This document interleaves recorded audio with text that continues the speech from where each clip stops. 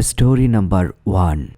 The night the storm hit, I was alone at the old cabin in the woods, trying to ride out the worst of a winter storm. It had been years since I'd visited, but I needed the solitude.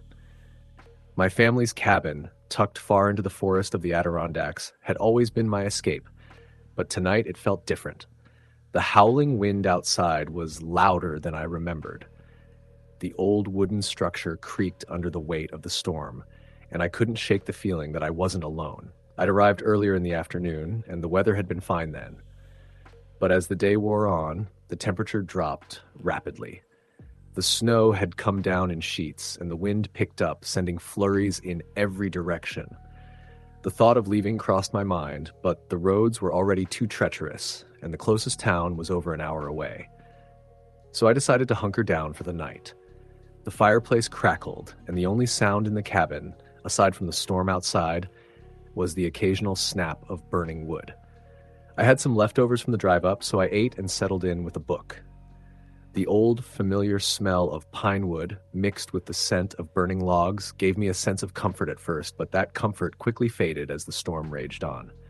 Around midnight, I began hearing strange noises, subtle at first. A creak here, a rustle there. I shrugged it off. Old houses made noises, especially in the cold. The wind howled louder outside, and the snow slammed against the windows. The lights flickered once, then twice, and finally went out. I cursed under my breath, stood up, and grabbed the flashlight from the drawer. The room was instantly swallowed by darkness. I went to the window, shining the beam out into the snowy yard. The wind had turned into a full-blown blizzard. Visibility was almost zero. I shivered as I turned away from the window and headed back to the couch. But something made me pause, a strange feeling, a prickling sensation at the back of my neck. It was as if I was being watched. My heart skipped a beat as I scanned the room, my flashlight darting over the corners and ceiling. Nothing. I tried to shake the feeling, but it lingered. I settled back into my chair and tried to focus on the book again. The wind howled louder now, the trees outside bending violently. The snow was falling so hard I couldn't see beyond the porch. But then, I heard it.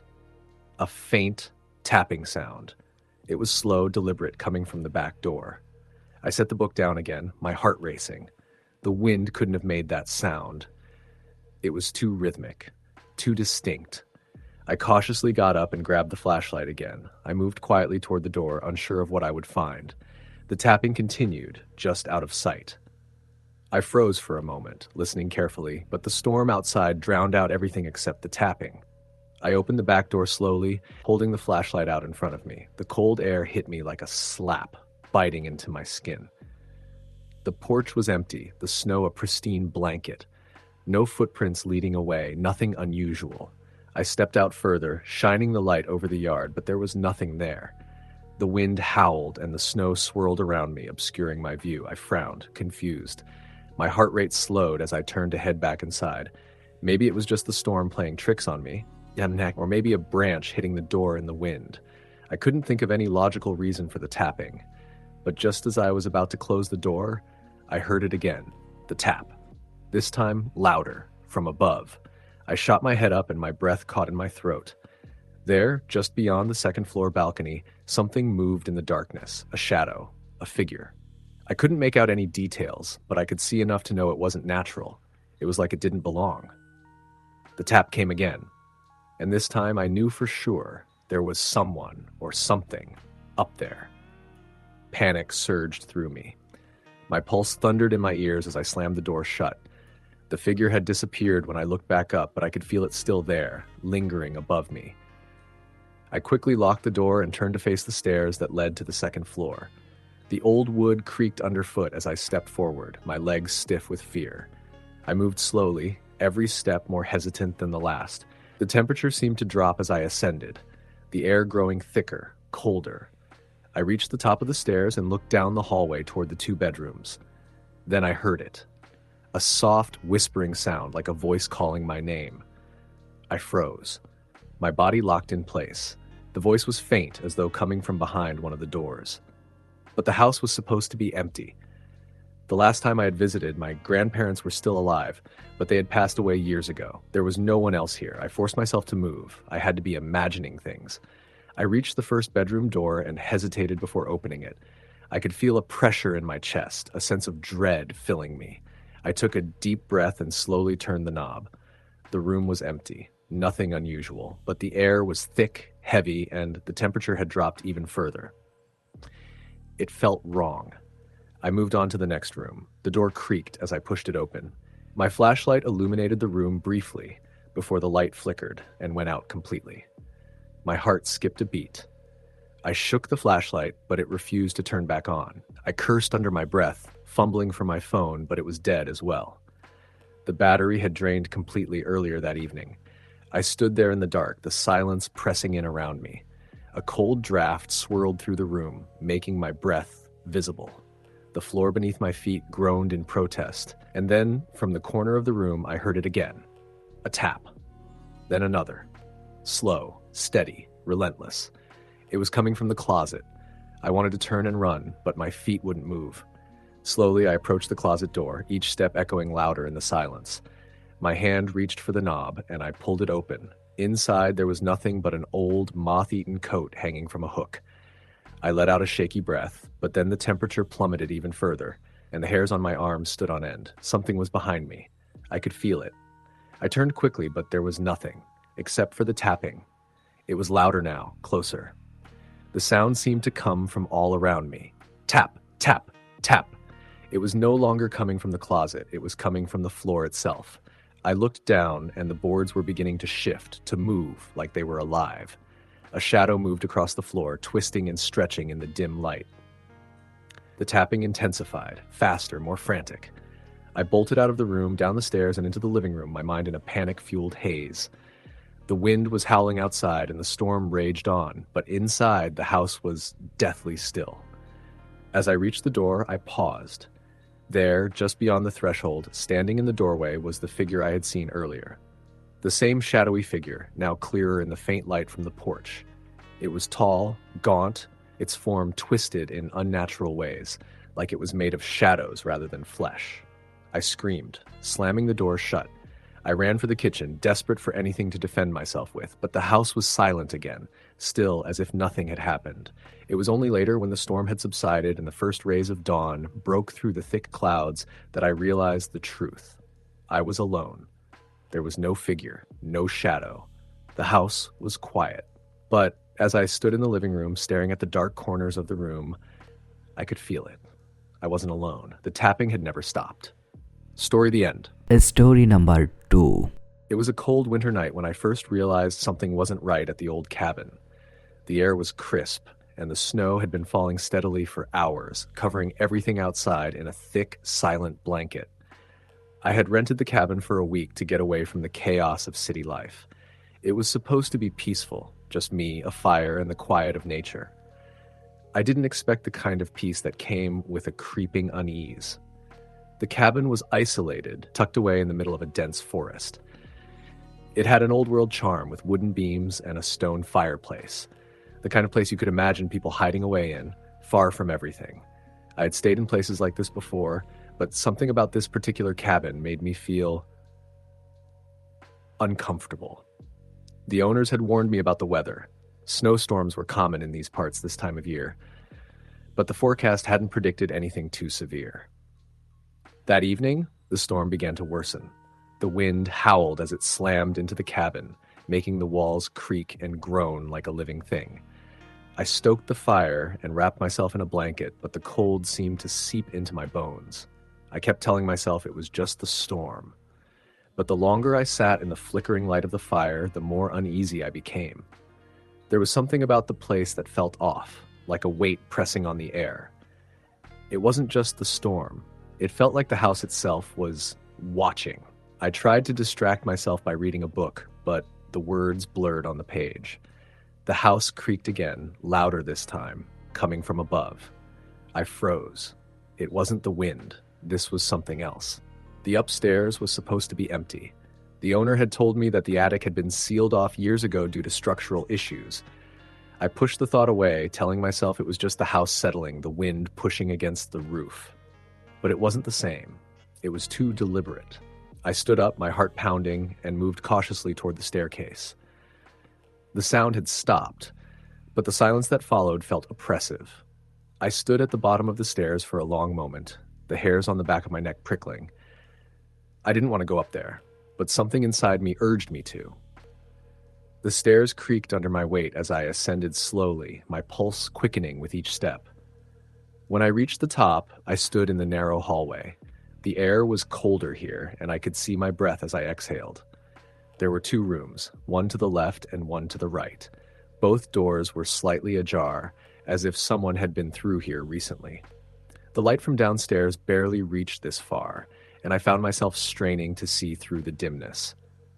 I walked toward the first room on the left, my footsteps muffled by the thick carpet. The door creaked as I pushed it open. Inside, the room looked ordinary enough. An old-fashioned bed with a quilted cover, a dresser, and a rocking chair by the window. But there was something unsettling about it. The chair was slightly rocking, as if it had been disturbed. No wind, no reason for it to move on its own. I could almost hear the faint creaking of the wood as the chair swayed back and forth. I swallowed hard and stepped into the room, my eyes scanning every corner. It was cold, colder than the rest of the cabin. The air felt heavy, almost suffocating. I backed out of the room quickly, my heart racing. The feeling of being watched was overwhelming now. I turned toward the other room. This room was smaller, and the door was closed. As I reached for the handle, I hesitated. There was something about this door, something that didn't sit right with me. But I opened it anyway, my fingers trembling slightly. Inside was a small study, filled with old books and papers scattered on a desk. There was a single window, frosted over with ice. I stepped inside, glancing around, but as I did, I noticed something on the floor. A footprint. Just one, left in the dust. I bent down to examine it. It wasn't large, but it was distinctly human. The shape was too clear to be an accident, too deliberate, and it was recent. I hadn't seen anyone since I arrived. I quickly backed out of the room, my heart hammering in my chest. I had to leave. I had to get out of there. The sense of dread was overwhelming. But as I turned to head back to the stairs, I heard it. A faint whisper, soft but clear. It came from behind me, from the study. I spun around, my breath caught in my throat. There was nothing there. No person, no movement, just the room, silent and still. The whisper had sounded almost like a name, but I couldn't make it out. I was sure I hadn't imagined it, though. I could still feel the chill from the room, still hear the echo of those faint words in my mind. I bolted down the stairs and back into the living room, slamming the door shut behind me. The fire was still burning, but the cabin felt colder than ever. I wrapped myself in the blanket again, but it didn't help. The cold seemed to come from inside the walls now, and the shadows in the corners of the room stretched longer, more menacing. The wind outside was a constant roar, but even that seemed muffled, as if the storm itself was being drowned out by something else. I tried to distract myself again, but it was impossible to shake the feeling of something lurking in the house. It was like the cabin itself was alive, breathing, watching. I didn't sleep that night. Every time I closed my eyes, I saw the rocking chair swaying. I heard the faint whispering, too soft to understand, but always there. And always in the back of my mind, the feeling that I wasn't alone. The next morning, the storm had passed. The snow had stopped falling, leaving the world outside coated in a thick, quiet layer of white. But as I stepped outside, the stillness felt wrong. It was too silent. Even the birds had stayed quiet. I glanced back at the cabin. The windows seemed darker than before, as if something inside was waiting. I left the cabin that morning, the oppressive feeling still clinging to me. The woods seemed empty as I walked to my car, and I couldn't help but glance over my shoulder every few steps. I drove away quickly, the cabin disappearing behind me as I made my way back to the main road. Even now, weeks later, I can't shake the feeling that I wasn't alone that night. It wasn't just the house that was watching. It was something else, something that had been there long before I arrived. And I know deep down that it's still there, waiting for the next person to wander into its grasp. Story the end. Story number 3. It was the kind of cold that stings your lungs with every breath, the kind of winter night when the snow falls silently but relentlessly, muffling all sound and making the world feel eerily still. I remember it so clearly because that was the night I experienced something that I still can't explain. I had been invited to spend the weekend at my friend Mark's family cabin. It was nestled deep in the woods, miles from the nearest town, and surrounded by towering pines that seemed to close in around you the further you drove. Mark and I had been friends since college, and though we hadn't seen much of each other lately, he'd insisted I come along for some relaxation. It was supposed to be just the two of us, catching up, having a few drinks, and enjoying the solitude. When I arrived late that Friday evening, the snow had just begun to fall. The cabin was warm and inviting, with a fire already crackling in the hearth. Mark greeted me with a grin, handing me a steaming mug of coffee laced with something a little stronger. We spent the first few hours talking about old times and laughing about how different our lives had become since graduation. It felt good to reconnect, but there was something off about Mark. He seemed distracted, his eyes darting to the windows now and then, as if he was expecting something or someone. Everything okay? I asked, noticing the way his hands fidgeted with his mug. Yeah, it's fine, he said quickly, but his smile didn't reach his eyes. It's just, this place can get a little creepy when it snows like this. You know, all the quiet makes you hear things. I laughed, thinking he was trying to spook me, but he didn't laugh with me. Instead, he got up and added another log to the fire, staring into the flames like he was lost in thought. By the time we decided to call it a night, the snow was coming down heavily. The wind had picked up, whistling through the cracks in the old cabin's walls. Mark showed me to the guest room, a cozy little space with a single bed, a nightstand, and a small window that looked out into the forest. He told me to shout if I needed anything, but his tone was flat, almost rehearsed, like he was going through the motions. I figured he was just tired and brushed it off. I fell asleep quickly, the warmth of the cabin and the rhythmic sound of the wind lulling me into a deep slumber. But I woke up a few hours later to an unusual sound. At first, I thought it was just the wind, but as I lay there listening, I realized it wasn't. It was a soft tapping, faint but distinct, coming from the window. I sat up, my breath visible in the chilly air. The fire must have died down because the room was colder than before. The tapping continued, slow and deliberate, like someone or something was knocking. My heart began to race as I turned to face the window. The snow outside had frosted the glass, making it difficult to see, but I could just make out the outline of something dark standing a few feet away. "Mark?" I called out, my voice barely above a whisper. There was no response, only the sound of the wind and that persistent tapping. I got out of bed, my feet freezing against the wooden floor, and crept toward the window. As I got closer, the figure seemed to shift, almost as if it was swaying in place. My hands shook as I wiped away the frost with the sleeve of my shirt. When I looked out, my blood ran cold. There was a man standing in the snow, but his features were obscured by the shadows. He was tall and thin, his posture unnatural, as though he didn't quite belong. What struck me most was that he wasn't dressed for the weather. No coat, no gloves, just a dark suit that looked far too formal for a snowy night in the middle of nowhere. I stumbled back from the window, my breath coming in short, panicked gasps. I rushed out of the room and into the living area, where Mark was sitting on the couch staring at the fire. His head snapped up when he saw me. "There's someone outside," I blurted out. "In the snow. He's just standing there." Mark's expression changed instantly. His face went pale, and he stood up so quickly that his chair toppled over. "Are you sure?" he asked, his voice tight. "Yes, I saw him." I pointed toward the window, but Mark didn't move to check. Instead, he grabbed the poker from the fireplace and muttered something under his breath that I couldn't quite make out. "What are you doing?" I asked, my panic growing. "We need to stay inside," he said firmly. "Lock the doors. Don't open the windows. Don't look outside." "What are you talking about? We should call the police." I reached for my phone, but there was no signal, of course. We were too far out. Mark grabbed my arm, his grip tighter than it needed to be. "Listen to me," he said, his eyes wide with fear. "Whatever you do, don't invite it in." I didn't understand what he meant, but the look on his face told me not to argue. He locked the front door and double-checked the windows, pulling the curtains closed. The cabin felt smaller, suffocating, as the storm raged on outside. We sat in silence for what felt like hours, the only sound the crackling fire and the howling wind. But then, the tapping started again. This time it wasn't just at my window, it was at every window. Slow, rhythmic knocks that moved around the cabin like someone or something was circling us. Mark stood up, clutching the poker like it was a lifeline. "It knows we're here," he whispered.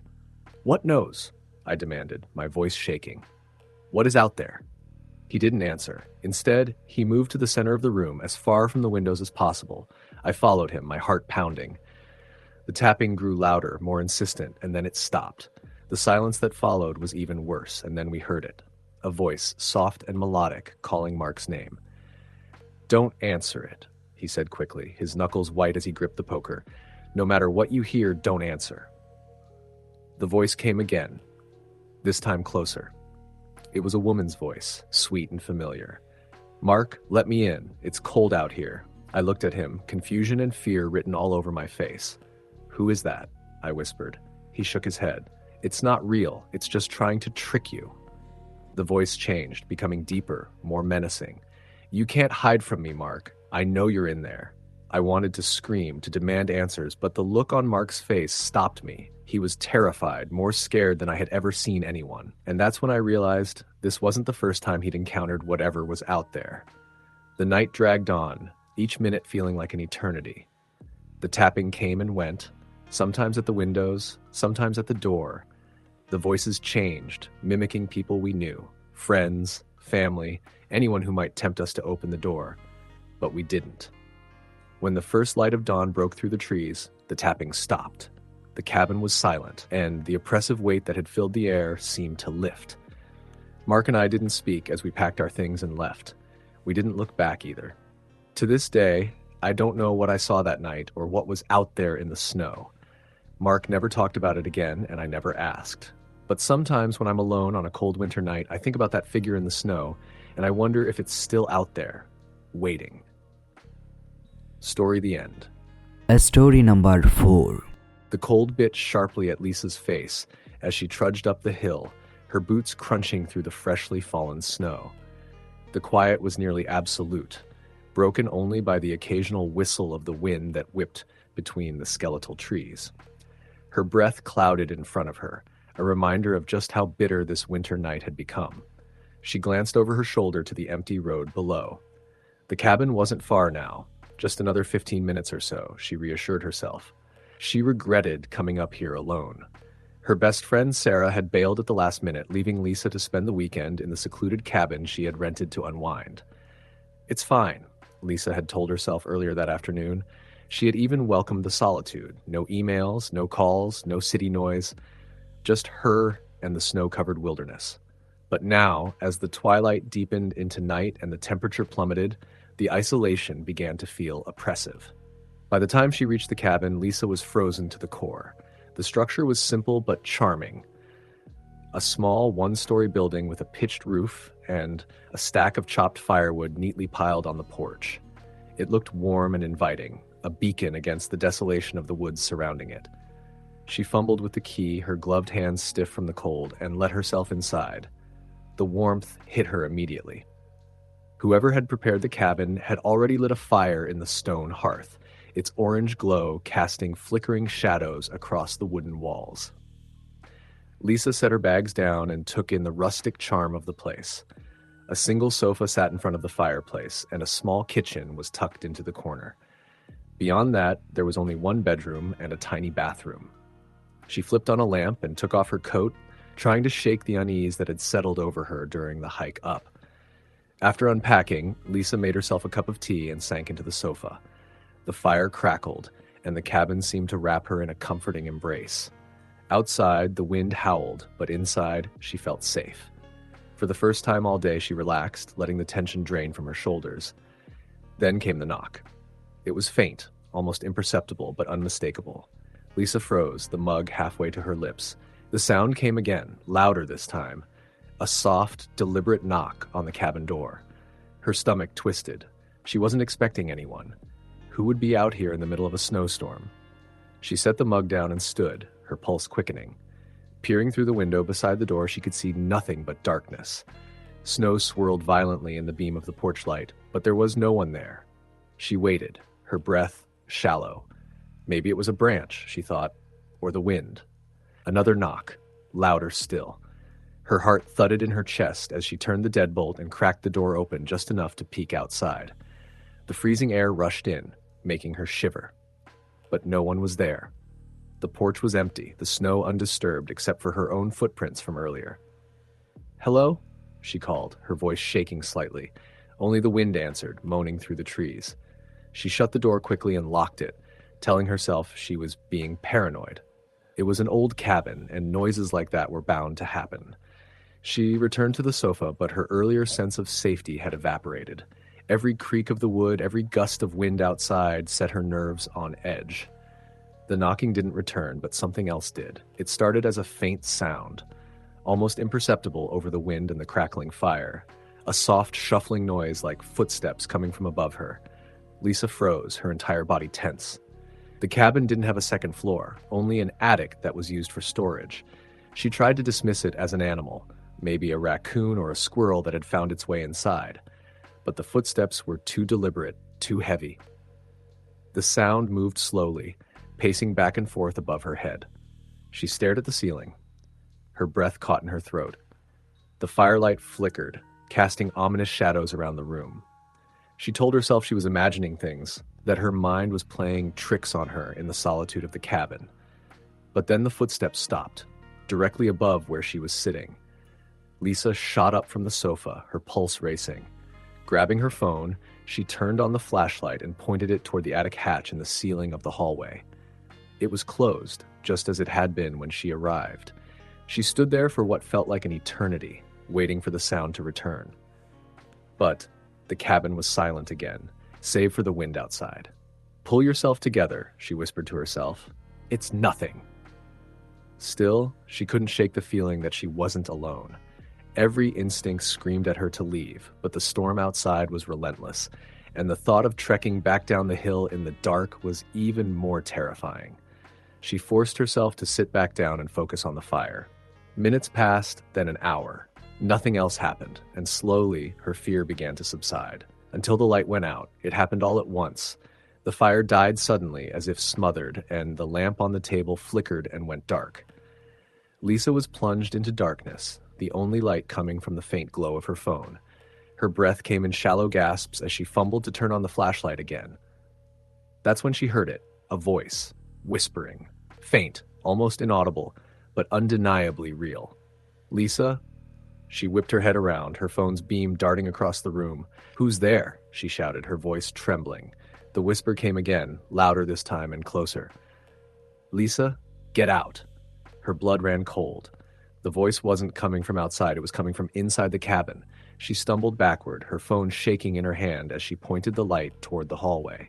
The attic hatch was now open, a dark square in the ceiling where it had been closed just moments before.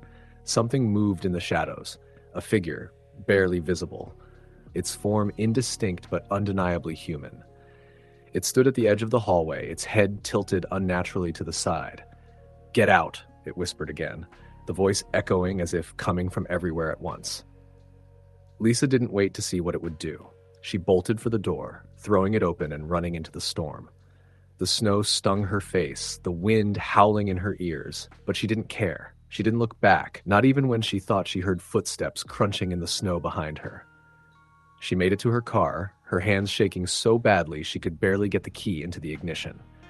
When the engine finally roared to life, she floored it, the tires spinning briefly before catching traction on the icy road. She drove as fast as she dared, the cabin disappearing into the darkness behind her. Lisa never went back to that cabin. Days later, when she told her story to the local authorities, they seemed skeptical but agreed to check it out.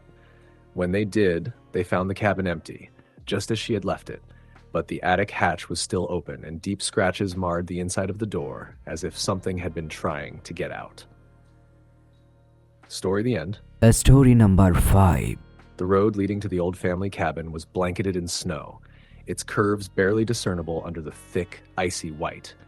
I hadn't planned on going there that weekend, but the city had been suffocating, and my boss's sharp words were still ringing in my ears. I needed a break, a retreat to somewhere quiet. The cabin, nestled deep in the woods, seemed like the perfect escape. It was a property I inherited from my grandfather, a place I had visited only a handful of times as a child. The memories I had of it were sparse but pleasant.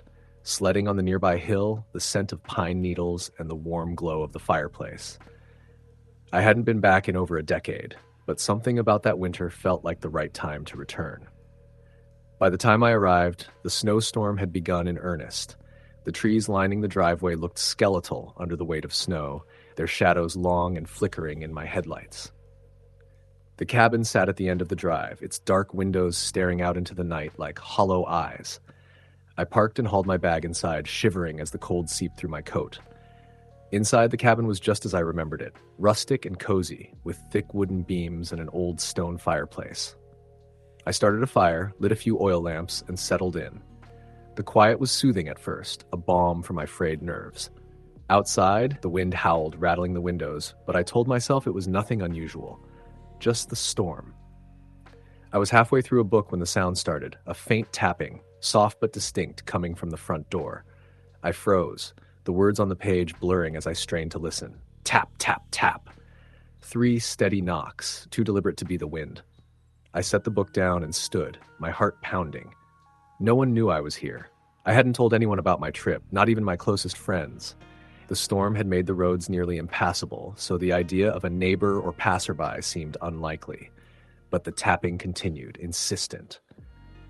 "Hello?" I called out, my voice trembling as I approached the door. The tapping stopped. I hesitated, then peeked through the small peephole. The porch was empty. Snow swirled in the dim light from the cabin windows, but there was no one there. I opened the door cautiously, the cold biting at my face. A fresh layer of snow covered the steps and the porch, but there were no footprints. No sign that anyone had been there at all. I shut the door quickly, locking it. My rational mind tried to explain it away. Maybe a branch had blown against the wood. I returned to my seat by the fire, though my nerves refused to settle. The tapping started again an hour later. This time, it came from the side of the cabin, near the window by the kitchen. Tap, tap, tap. My breath caught as I turned toward the sound. The curtains were drawn, but I could see the faint outline of something, someone, standing just beyond the glass. I wanted to scream, but swallowed the urge. Gathering every ounce of courage I had, I crept to the window and pulled the curtain back just enough to peek outside. The figure was gone, but as I stared into the swirling snow, something else caught my eye. Handprints.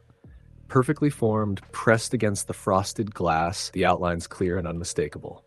I stumbled back, nearly knocking over the lamp on the counter. My pulse was racing, and my mouth was dry. It wasn't just the tapping anymore. Someone, or something, was out there. The hours dragged on, each moment stretching into eternity. I sat in the middle of the room, clutching the fireplace poker like a lifeline, jumping at every creak and groan of the old cabin. The wind outside was relentless, a constant wail that seemed almost like voices at times. And then, just as I began to think the worst had passed, I heard it again. This time it came from upstairs. The cabin had a small second floor, just a bedroom and a storage closet. I hadn't been up there since arriving, hadn't even turned on the lights. The thought that someone might be inside with me sent chills down my spine. The floorboards creaked overhead, slow and deliberate, like someone was pacing back and forth. I stared at the ceiling, my grip on the poker tightening. "Who's there?" I shouted, my voice cracking. No response. Just the creaking, steady and measured, moving toward the top of the stairs. I didn't wait. I grabbed my bag, threw on my coat, and bolted for the door. The cold air hit me like a wall, but I didn't care. I needed to get out. The snow had stopped falling, but it was deep enough that running was almost impossible. I stumbled through the drifts toward my car, my breath coming in panicked gasps. As I reached the car, I glanced back at the cabin. The upstairs window was lit now, a faint golden glow that hadn't been there before.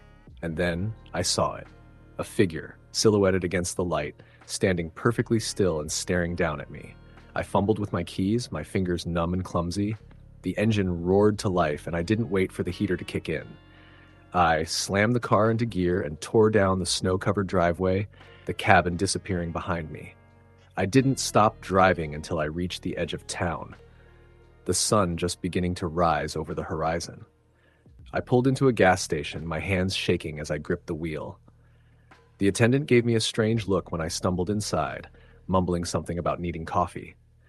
I never went back to that cabin. I sold it a few months later, unable to shake the memory of that winter night. Sometimes I think about the figure in the window, the tapping, the handprints. I wonder what would have happened if I'd stayed. But then I remember the feeling that settled over me that night, an overwhelming sense that I wasn't just being watched, but hunted. I'll never know what was out there in the snow or what lingered in the shadows of that old cabin, but I know one thing for sure: some places are better left alone. Story the end. Story number 6. The snowstorm was worse than predicted. By the time Kyle realized how bad it had gotten, it was too late to turn back. The narrow country road stretched ahead, blanketed in a thick layer of snow with no tire tracks or signposts to guide him. His phone had lost service miles ago, and the low fuel gauge on his dashboard blinked ominously. It was supposed to be a straightforward trip, just a few hours' drive to meet his friends at a secluded ski lodge for the weekend. But now, as the wind howled and snowflakes pelted his windshield like tiny daggers, Kyle knew he had made a grave mistake. He squinted through the haze, hoping to spot anything that could serve as a landmark or shelter. Then, out of the white void, he saw it, a dim light glowing in the distance. As he approached, the outline of a small house emerged, its warm light shining through frost-covered windows. The house sat alone at the edge of a wooded area, its roof weighed down by layers of snow. Relieved, Kyle parked his car in front of the house, the engine sputtering as he turned it off. He grabbed his coat and stepped out into the freezing night, his boots crunching through the snow as he made his way to the front door. Kyle hesitated for a moment before knocking. The house looked old, its wooden frame weathered and creaking under the weight of the storm. The light inside flickered slightly, as if powered by an old generator. After a moment, he knocked again, louder this time. The door creaked open, but no one was there. "Hello?" Kyle called out, his voice trembling slightly. He stepped inside, grateful to be out of the cold. The interior of the house was dimly lit, with a fire crackling in the stone hearth. The warmth was a welcome contrast to the biting wind outside. "Is anyone here?" He tried again, but there was no response. The place looked as though it hadn't been lived in for years. Dust coated the furniture and cobwebs hung from the corners of the ceiling. Yet the fire burned brightly as though someone had stoked it just moments ago. On a small wooden table near the fireplace sat a steaming cup of tea, its surface rippling slightly in the drafty air. Kyle felt a chill. Not from the cold, but from something deeper, something primal. His instincts screamed at him to leave, but the storm outside made that impossible. He decided to wait, hoping the owner would return soon. He pulled a chair closer to the fire and tried to warm his hands, his mind racing with unease.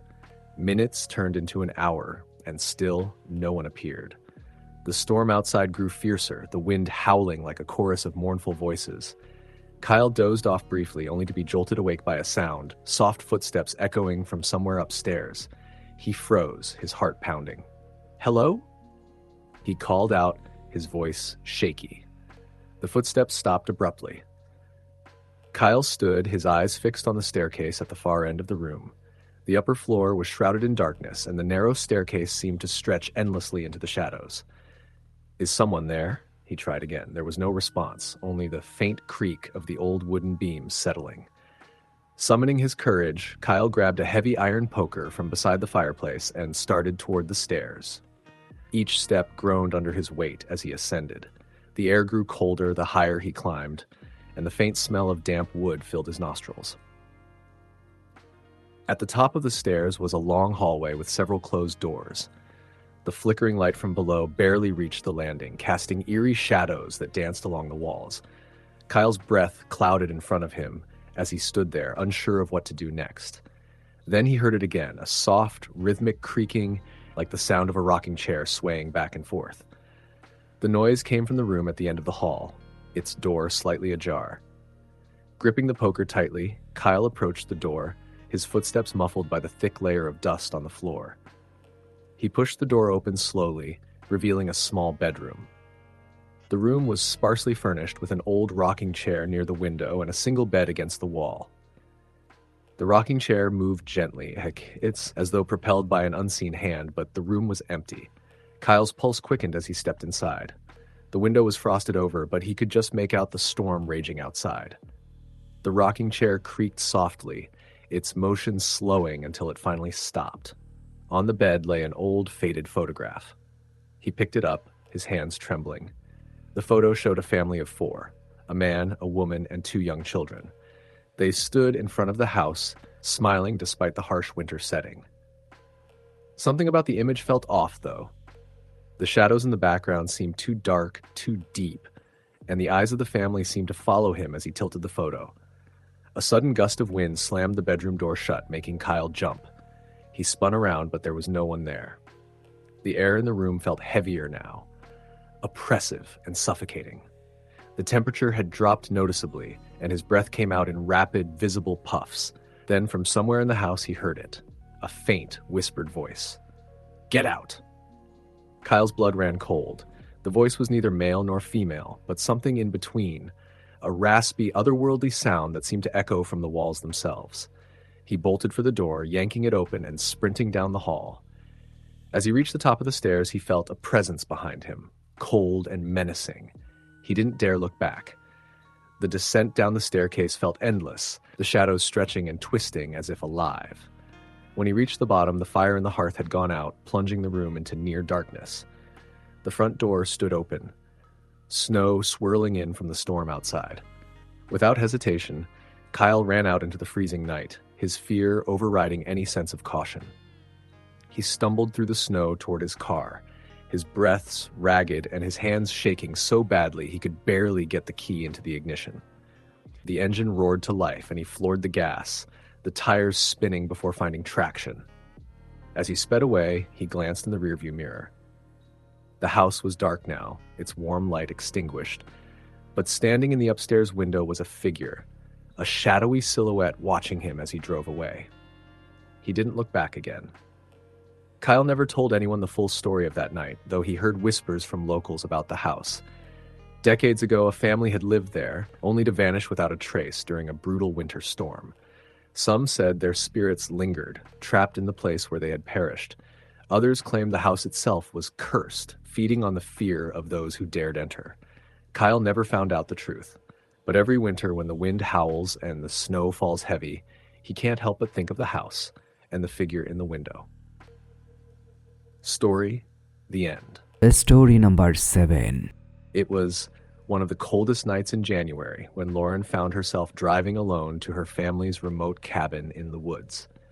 The sky was an endless black void, and the snowstorm that had been steadily building for hours was now in full force. Flakes battered against the windshield as the wipers struggled to keep up. She hadn't intended to arrive this late, but delays at work and worsening road conditions had conspired against her. The cabin had been in her family for generations, a place they visited every winter when she was younger. But after her parents passed, the trips grew less frequent, and the property became more of a memory than a destination. Lauren hadn't been there in years, but with the stress of her job and a recent breakup, she decided to spend the weekend there, hoping the solitude would help clear her mind. When the cabin finally appeared in her headlights, nestled deep among the pines, Lauren let out a sigh of relief. The small, weathered structure looked just as she remembered it, quaint and unassuming, with a stone chimney that reached high into the frosty air. She parked the car and stepped out, her boots crunching against the snow. The icy wind bit at her cheeks as she hurried up the porch steps and fumbled with the key. Inside, the air was cold and stale, but the familiar scent of pine wood lingered faintly. She flipped the switch, and the overhead light flickered to life, casting a dim, yellow glow. It was eerily quiet, the kind of silence that pressed in on you. Lauren shrugged off her coat and boots, then immediately set about lighting the fireplace. The crackling flames brought some much-needed warmth, and she sank into the old armchair near the hearth, letting the tension of the drive melt away. But as the firelight danced across the walls, she couldn't shake the odd feeling that had settled over her. Maybe it was the storm outside or the way the shadows stretched unnaturally in the corners of the room, but something about the cabin felt off. She dismissed the thought as exhaustion and resolved to go to bed early. Lauren climbed the narrow staircase to the loft bedroom, her footsteps echoing in the stillness. The room was just as she remembered. Simple, with a large wooden bed and a window overlooking the snowy woods. She changed into her pajamas, slid under the heavy quilt, and tried to ignore the unease that still lingered. The wind outside howled like a living thing, rattling the windows, but she eventually drifted off to sleep. It was sometime in the middle of the night when she woke to a sound. At first, she thought it was part of a dream, a faint, rhythmic creaking, like footsteps on old wood. She sat up in bed, her breath visible in the freezing air. The fire downstairs had long since burned out, and the cabin was pitch dark. The sound came again, clearer this time. It was coming from downstairs. Her heart thudded in her chest as she strained to listen. It didn't sound like the house settling or the wind. It was deliberate, methodical. Someone or something was walking around below her. Lauren slipped out of bed, her bare feet touching the icy floor. She grabbed her phone from the nightstand and turned on the flashlight, the beam cutting through the darkness. Slowly, she made her way down the creaking stairs, each step feeling like a betrayal against the silence. "Hello?" she called out, her voice trembling. The creaking stopped abruptly, and the cabin was silent once more. She swept the flashlight around the living room, her pulse racing. Nothing seemed out of place, but the oppressive feeling of being watched was suffocating. She checked the door. It was still locked. The windows were shut tight, their panes frosted over. There was no sign of an intruder, but the unease gnawed at her, refusing to be dismissed. As she turned to head back upstairs, something caught her eye. On the floor near the fireplace were faint, wet footprints. They weren't hers. The size was larger, and they trailed from the front door to the middle of the room before stopping abruptly. Panic set in as she realized the tracks didn't lead back to the door or anywhere else. They simply ended. She backed away, her mind racing. She wanted to leave, to run out into the storm and never look back, but the rational part of her brain reminded her that there was nowhere to go. The roads were impassable, and her car would be buried under the snow by now. Desperate for answers, she checked every corner of the cabin, even the crawl space under the stairs. Nothing. The footprints were the only evidence that she wasn't alone, and yet, whoever or whatever had made them was nowhere to be found.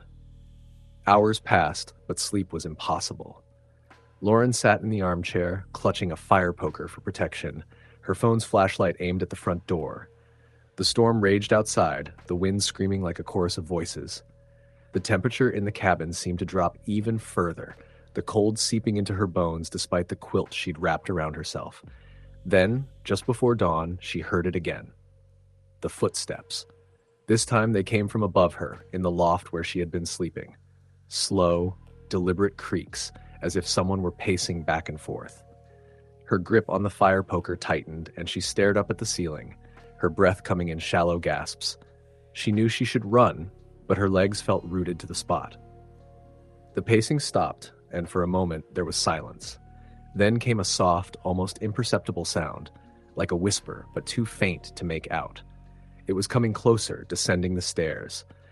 Lauren's flashlight beam trembled as she aimed it at the staircase, expecting to see someone or something emerge from the shadows.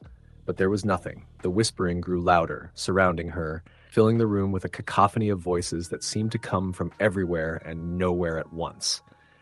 Words she couldn't understand, spoken in tones that chilled her to the core. She covered her ears and screamed, "Leave me alone!" And just like that, the noise stopped. The cabin fell deathly silent, the only sound her own ragged breathing. She didn't move for what felt like an eternity, too afraid to let her guard down. When the first light of dawn finally broke through the windows, Lauren grabbed her keys and fled. She didn't care about the storm or the buried car. She just ran, her boots sinking into the snow as she made her way back to the main road. When she reached the nearest town hours later, disheveled and half frozen, she told her story to the local sheriff. He listened with a skeptical expression but agreed to check the cabin. Lauren waited anxiously at the diner while he made the trip. When the sheriff returned, his face was pale, his usual stoicism replaced with unease. "You're lucky you left when you did," he said quietly. "We found footprints, big ones, leading in and out of the cabin, but no sign of anyone else, and..." He hesitated, lowering his voice. The footprints stopped halfway down the stairs. Just stopped, like whoever or whatever it was disappeared. Lauren didn't need any more convincing. She sold the cabin a month later and never went back. But on cold winter nights, when the wind howls like a living thing, she swears she can still hear the faint echo of footsteps and whispers in the dark. Story the end. Story number 8. The snowstorm began earlier than expected, the first flakes falling in the late afternoon and steadily building into a blinding flurry by dusk. I had been driving home from a visit to my parents, cutting through the rural backroads to save time. I regretted the decision as soon as the storm hit. The narrow, winding road was unlit and eerily quiet. The only sounds, the crunch of my tires over the accumulating snow and the muffled hum of the wind outside. The GPS said I was still 20 miles from the main highway, but the storm had grown so intense that I could barely see 10 feet ahead. The forest on either side of the road loomed dark and menacing, the skeletal branches of the trees reaching out like grasping fingers. My car's heater was working overtime, but I couldn't shake the chill creeping up my spine. When I spotted a faint light in the distance, relief washed over me. As I got closer, I realized it was an old gas station, an odd sight in the middle of nowhere. The sign hanging above the door was faded and barely legible, the words Oak Hollow Gas and Goods faintly visible under layers of peeling paint. The lights inside flickered weakly, casting an uneven glow over the snow-covered lot. I pulled in, grateful for a chance to get out of the storm. The station looked deserted, but the front door was slightly ajar, swaying in the wind. I hesitated, something about the scene making me uneasy, but the thought of staying in my car until the storm passed wasn't appealing either. Inside, the air was stale, carrying a faint, musty odor. The shelves were sparsely stocked, and the fluorescent lights buzzed faintly overhead. Behind the counter stood an old man, his head bowed as he scribbled something in a worn ledger. He didn't look up when I entered. "Excuse me," I said, my voice breaking the silence. "Is there a phone I can use? I don't have service out here." The man raised his head slowly, his pale blue eyes meeting mine. His face was weathered, his features sharp and angular. He didn't smile, but he nodded toward a payphone mounted on the wall near the door. "Thank you," I said, walking over to the phone. It looked ancient, the kind of thing you'd see in a history museum. I picked up the receiver and dialed my roommate's number, hoping to let someone know where I was. The line crackled, but there was no dial tone, just an unsettling silence. "It's dead," I muttered, turning back toward the old man. He was still staring at me, his expression unreadable. "Do you have Wi-Fi or anything? I really need to check the weather or call for help." He shook his head. "Storm's bad. Always knocks out the signals around here. You'll have to wait it out." I sighed, glancing out the window. The snow was coming down harder now, and the road ahead was completely obscured. "Is there anywhere to stay around here? A motel or something?" His gaze lingered on me for a moment before he spoke. "There's an inn about 5 miles up the road. Should still be open." The idea of driving further in the storm made my stomach churn, but the thought of staying in the eerie gas station all night was worse. "Thanks," I said, heading back to my car. As I pulled onto the road, I noticed the old man watching me from the window, his face a pale blur against the glass. The sight made me shiver, but I shook it off and focused on the drive. The road to the inn was narrow and winding, barely visible under the snow. My headlights struggled to cut through the darkness, and the forest on either side seemed to press closer with every mile. After what felt like an eternity, I saw the faint glow of a sign ahead. "Hollow Pines Inn," it read, the letters illuminated by a single flickering bulb. The building was old, its wooden facade weathered by time, a porch wrapped around the front, its railings lined with icicles. I parked and climbed the creaking steps, brushing snow from my coat as I pushed open the heavy front door. Inside, the inn was surprisingly warm. A fire crackled in the hearth of a small sitting room, and the scent of pine filled the air. A woman stood behind the reception desk, her smile polite but strained. "Welcome," she said, her voice soft. "You're lucky we're open. Not many people come through here in weather like this." I nodded, feeling a twinge of unease I couldn't quite place. "I just need a room for the night." She handed me a key with a brass tag that read Room 7. "Upstairs, third door on the left." Breakfast is at 7 if the storm clears. I thanked her and made my way up the narrow staircase. The hallway was dimly lit, the wooden floorboards creaking under my weight. Room 7 was at the end of the hall, its door slightly ajar. When I stepped inside, the room was simple but clean. A small bed with a quilted blanket sat against one wall, and a single window overlooked the snow-covered forest. I dropped my bag on the floor and locked the door behind me, grateful to finally be off the road. As I lay in bed, the wind howled outside, rattling the window panes. I tried to sleep, but unease gnawed at me, keeping me awake. There was something off about the inn, something I couldn't quite put into words. It was around midnight when I heard it, a faint tapping at the window. I froze, my breath caught in my throat. The room was on the second floor, far too high for anyone to reach the window. I told myself it was a branch, swaying in the wind, but the sound came again, 3 deliberate taps. I turned my head slowly, my heart pounding. The curtains were drawn, but I could see the faint outline of someone, standing just outside the glass. I wanted to scream, but no sound came out. My body felt paralyzed, my limbs heavy as lead. The tapping grew louder, more insistent, and then a voice joined it, a soft, melodic whisper. "Let me in." The words sent a chill down my spine. I squeezed my eyes shut, willing the sound to stop, but the voice came again, more forceful this time. "Let me in." I don't know how long I lay there, frozen in fear. At some point, the tapping stopped and the voice fell silent. The room grew colder, the air thick and heavy. I barely slept, my mind racing with questions and fear. When dawn finally broke, I packed my things and hurried downstairs. The receptionist was gone, the desk empty. I left the key on the counter and stepped outside, eager to leave the strange inn behind. As I drove away, I glanced in the rearview mirror. The inn's windows stared back at me, dark and empty. But in the uppermost window, I thought I saw something. A shadowy figure watching me as I disappeared into the snow. Story the end. Story number 9. The snow fell relentlessly, blanketing the world in an eerie silence that only a winter night could bring. The small town of Grayson sat nestled in the shadow of the Whispering Pines, a sprawling forest with a reputation for strange happenings. The locals spoke of whispers in the wind and figures glimpsed between the trees, but most dismissed the tales as superstitions or overactive imaginations fueled by too many cold, lonely nights. Anna didn't believe in ghost stories. She was a practical woman, a teacher who had moved to Grayson 3 years ago in search of a simpler life. The tiny cabin she rented was on the outskirts of town, at the edge of the forest.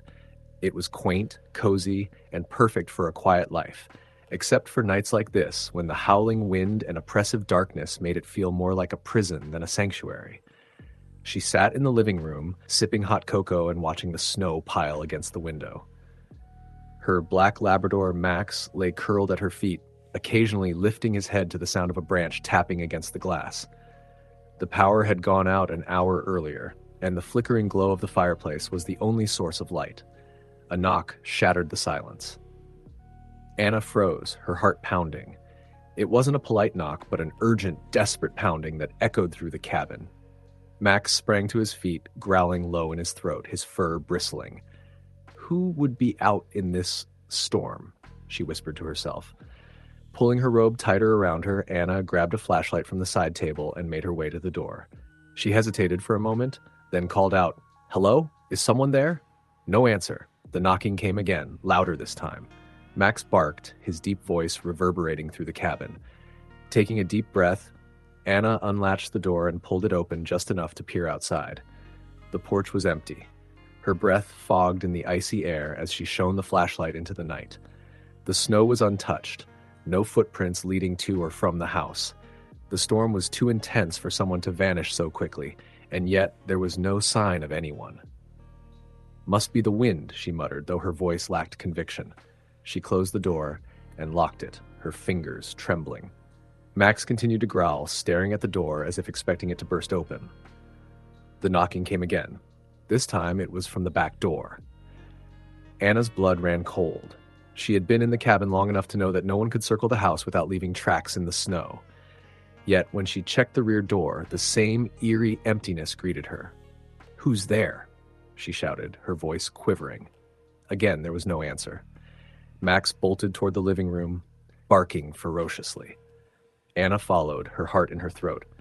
The room was as she had left it, except for the windows. Frost had spread across the glass in intricate patterns, and in the center of the frost, a handprint appeared. It was too large to be hers and too clear to have been an accident.